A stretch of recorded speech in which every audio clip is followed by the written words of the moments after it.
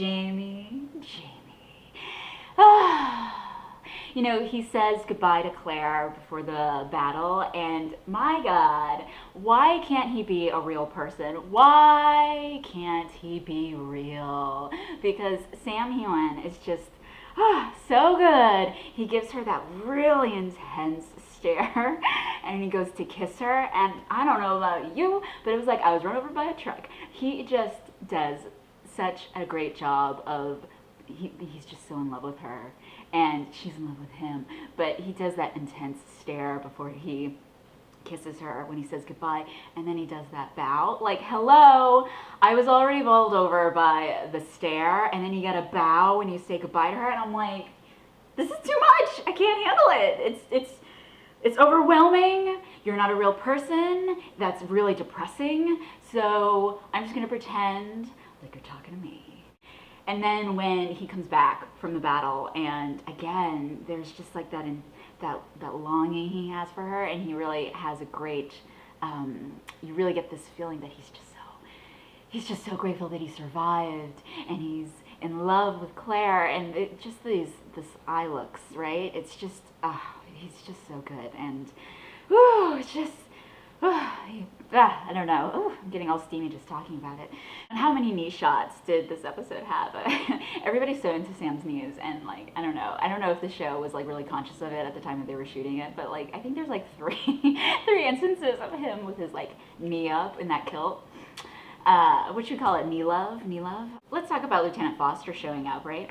So I keep calling him Corporal Hawkins because when Mary Hawkins first showed up in season 2, and Claire was like, who? Mary Hawkins? Why does that name sound so familiar? I thought she was maybe the sister of who I thought was Lieutenant Hawkins in the Rent episode, forgetting that he's Lt.Foster.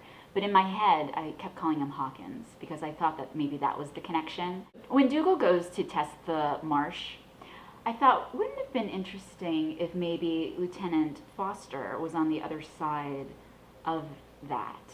And seeing Dougal, would he have tried to shoot at Dougal?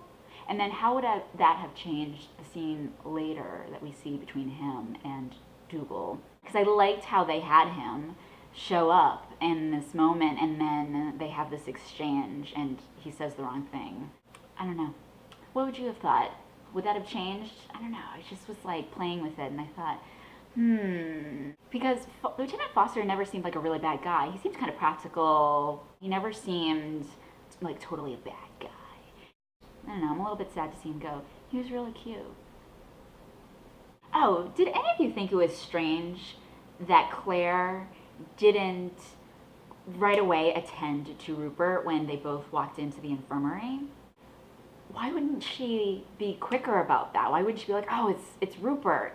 But then I thought, well, I don't know. She's Nurse Beecham, so maybe she just goes into, she goes into autopilot as being a nurse, and just she needs to attend the patients that she needs to, and in the moment, and maybe she puts aside the emotional connection, the more personal connection she might have with certain patients, and maybe that's why she doesn't quickly attend to Rupert.